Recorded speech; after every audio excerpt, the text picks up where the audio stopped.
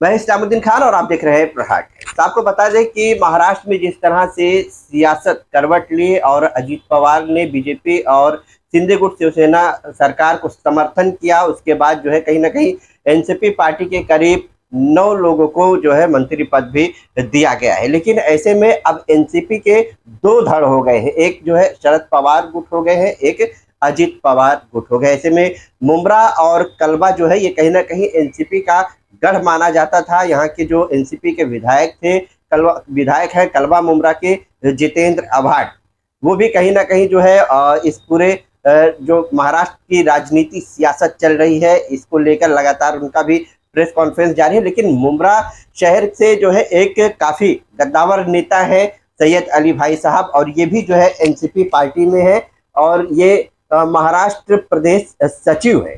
और इनसे हम बात करेंगे कि मुमरा शहर में इनको भी लेकर काफी चर्चाएं चल रही हैं। भाई साहब, आपको लेकर भी मुमरा शहर में काफी चर्चाएं हो रही हैं। ये कहा जा रहा है कि जिस तरह से एनसीपी पार्टी जो है अपने आप को सेकुलर बताती थी, लेकिन कहीं ना कहीं जो है अब बीजेपी और शिवसेना से मिलकर जो है उन्होंने सरकार में शामिल हो गए। और आप भी जो है कलवा मुमरा के जो विधायक हैं काफी करीबी माने जाते हैं, एनसीपी के जो है पदाधिकारी हैं। तो ऐसे में आप पर भी लोग बोल रहे हैं कि ऐसा लग रहा आरोप लग रहा है कि आप भी जाने वाले हैं। ऐसा कुछ नहीं है, हम शरद पवार के साथ थे, है, रहेंगे। रहा सवाल अभी सियासी भूचाल तो है, कहीं ना कहीं बड़ा एक खतरनाक मोड़ आया है पार्टी के ऊपर। लेकिन हम लोग राष्ट्रवादी जब से स्थापित हुई तब से साथ में है, तो बेहतर है कि हम यूपीए के साथ में रहें, वही हमारे लिए अच्छा है। राष्ट्र जब से राष्ट्रवादी थी तो बहुत लोग साथ में थे, लेकिन अभी 2 दिन में हालात काफी बदल चुके हैं। ऐसा हो गया है माहौल कि राजनीति में कोई किसी का नहीं, सब एक दूसरे। आप पर भी ये कहा जा रहा है कि आप जो है शिंदे गुट में भी शामिल हो सकते हैं और अजीत पवार की जो कहा जा रहा है असली एनसीपी अब हो गई है तो उनके साथ भी जा सकते हैं। किसके साथ जाएंगे आप? देखिए, ऐसा है कि शिंदे साहब भी हमारे मुख्यमंत्री हैं, हमारे थाना से हैं, तो उनकी इज्जत अपनी जगह पे है, बेकार है उनका, इज्जत है उनकी, है ना।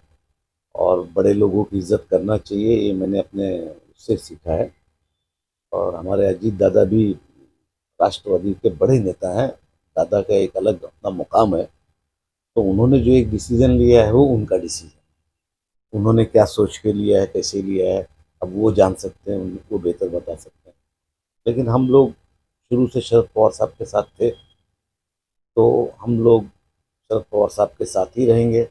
यूपीए के हिस्से में जो भी पार्टी रहेगी हम लोग उसके साथ। भाई साहब, जिस हिसाब से शहर में चर्चा है, अगर आग है तभी धुआं उठेगा, तो कहीं ना कहीं कुछ अंदर खिचड़ी तो पक रही होगी। किसमें जाने वाले हैं आप? नहीं, जिस दिन जाना रहेगा कहीं कुछ ना कुछ तो होगा ना कि हाँ, जिस तरह से एनसीपी अब आज के वक्त में अगर देखा जाए आज के माहौल में, तो अजीत पवार की जो एनसीपी है ये कहीं ना कहीं जो है सरकार में है और एक मजबूत जगह है।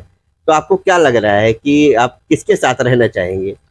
देखिए, ऐसा है कि 2.5 साल हमारी सरकार थी, हमको कुछ मिला क्या? नहीं मिला, लेकिन हम सरकार पार्टी के साथ थे। पार्टी फिर आ गई नीचे, तो फिर भी हम पार्टी के साथ है और आज भी पार्टी मेरे ख्याल से मैं ना पार्टी के साथ ही रहेंगे। तो अच्छा, लालच नहीं है, लालच नहीं है। दूसरे मैं आपको बता दूं, हमारे अंदर लालच नहीं है और यूपीए के साथ में रहना ही मतलब एक वो बताता है। बाकी हालात बदलते बिगड़ते रहते हैं और जिस दिन कहीं जाना रहेगा या कुछ करना रहेगा तो डंके की चोट पे करेंगे। इस्लामुद्दीन भाई इसी ऑफिस के नीचे नगाड़े उगाड़े के साथ करेंगे। तो और मेरा नेचर लोग जानते हैं कि जिसके साथ है और नहीं है तो फिर नहीं है। जिस तरह से मुमरा कौसा में मुमरा कौसा हो गया, कलवा हो गया, ये कहीं ना कहीं जो है एनसीपी का गढ़ माना जाता है और विधायक जो है यहाँ के एनसीपी के ही हैं।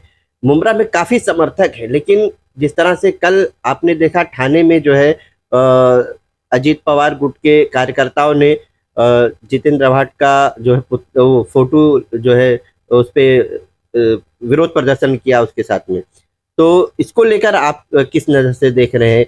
थाने में विरोध प्रदर्शन हुआ, लेकिन वहीं मुमरा कौसा में इतने कार्यकर्ता होने के बाद, इतने पदाधिकारी होने के बाद कहीं भी जो है एक जितेंद्र आव्हाड के समर्थन में किसी ने भी बैनर नहीं लगाया। क्या यहाँ के जो पदाधिकारी एनसीपी के हैं वो किसी से डर रहे हैं, डर की वजह से बैनर नहीं लगा रहे हैं? ज्यादातर खुल के देखा जा रहा है, सपोर्ट भी उतना नहीं कर रहे हैं, कैमरे के पीछे पीछे छुप कर जो है रह रहे हैं। डरपोक है कार्यकर्ता, डिप्लोमेटिक हो गया मुमरा का। सच ये राष्ट्रवादी का कार्यकर्ता मुमरा का डिप्लोमेटिक है, वो डिप्लोमेटिक काम कर रहा है। ये हमारे आमदार साहब को सोचना चाहिए कि कहाँ हैं ओरिजिनल लोग, किधर हैं। ये मेरी शिकायत भी है कि जिस तरीके से उस चीज का जवाब देना चाहिए था, क्यों नहीं जवाब दिया जा रहा है? डर रहे हो आप लोग। तो आप भी मान रहे हैं कि जिस तरह से उनके समर्थन में बैनर लगना चाहिए था मुमरा कौसा में, वैसे भी आते थे वो तो हजारों की भीड़ हो जाती थी, लेकिन अभी देखा जा रहा है कोई नहीं है, तो आखिर कहीं ना कहीं असर पड़ा। मैं पिछले कई दिनों से देख रहा हूँ, कई महीनों से देख रहा हूँ कि मुमरा की सियासत में कुछ अलग ही नजरिया लग रहा है और कार्यकर्ता बिल्कुल डिप्लोमेटिक हो चुका है मुमरा का। यानी जहां अपना फायदा होता है, जो नजदीकियां होती वहीं पर वो आते हैं। बिल्कुल, जहां अपना फायदा है, जिससे उसका फायदा है, जिस जगह उसका फायदा है, वो उतना ही वो इस्तेमाल करता है। ये तो पक्की बात है, इसमें तो कोई, मेरे को तो अब वो नहीं रह गया है, भले इसको कोई माने या ना माने, लेकिन मैं ये मान के चलता हूँ कि इस तरीके की सिचुएशन पूरे मुमरा कौसा में। भाई साहब, लेकिन सवाल तो ये भी उठता है कि अगर इवन थाना में भी ये सवाल तो ये भी उठता है कि अगर और लोगों ने नहीं लगाया तो आपने भी जितेंद्र आव्हाड के समर्थन में नहीं लगाया बैनर। देखिए, मैं सैयद अली अशरफ हूँ, मैंने कभी बैनरबाजी किया ही नहीं। ये मेरी हिस्ट्री रही, मेरी तारीख रही है। मैं नगर सेवक था तब भी नहीं लगाया, मैं महासचिव बना तब भी नहीं लगाया। ये बैनर पोस्टर लगा के मैंने कभी राजनीति नहीं किया। मैं जनता दल से, सोशलिस्ट से आया हूँ, आंदोलन से आया हूँ। मेरे अपने एक विचार है, मैं लोगों से मिलता हूँ, लोगों से बात करता हूँ, लोगों का काम करता हूँ। मैं बैनरबाजी स्कीम में मेरा नामो निशान नहीं है, और जितेंद्र आव्हाड साहब भी जानते हैं कि मैं बैनरबाज नहीं हूँ। जिसको बैनर लगाने का वो लगाए, मैं अगर उनके साथ हूँ तो उनके साथ हूँ, फिर वो कोई रहे या ना रहे, मैं रहूँगा, एक अलग बात है। लेकिन बैनर लगा के मैं ये दिखाऊँ, ये मेरा काम नहीं। जिस तरह से अभी कल जो है शक्ति प्रदर्शन होने वाला है मुंबई में, अजीत पवार की जो एनसीपी है वो भी शक्ति प्रदर्शन करेंगे, शरद पवार की जो पार्टी वो भी मीटिंग होने वाली है कल, वहाँ भी शक्ति प्रदर्शन। तो किस नजरिए से आप देखिए, ऐसा कि पार्टी थी, पार्टी दो धड़े में बढ़ गई है। अब अजीत दादा पवार साहब की राष्ट्रवादी जो कांग्रेस पार्टी, वहां से भी मुझे फोन आया, क्योंकि मैं पार्टी का महासचिव हूँ। वहां से भी फोन आया, वहां से भी जितने बैठक है लीलावती अस्पताल के पीछे, उसके लिए मुझे भी टेलीफोन आया, मुझसे भी बात हुई। लेकिन मैं सवेरे अपनी पार्टी में तो कौन से पार्टी में बैठक जो है वो मुंबई में, वहाँ आप कौन से पार्टी में? दोनों एनसीपी पार्टी, तो किस में जाएंगे? दोनों एनसीपी पार्टी की बैठक है, लेकिन मैं शरद पवार साहब की एनसीपी की बैठक में जाऊंगा। अभी अजीत पवार की जो गुट है एनसीपी की, ये इन कार्यकर्ताओं का कहना है कि ओरिजिनल एनसीपी अजीत दादा पवार की। आप किस नजर से देख रहे हैं? देखिए, अजीत पवार साहब बड़े नेता हैं, मैं बस बोल रहा हूँ, दादा बड़े नेता हैं।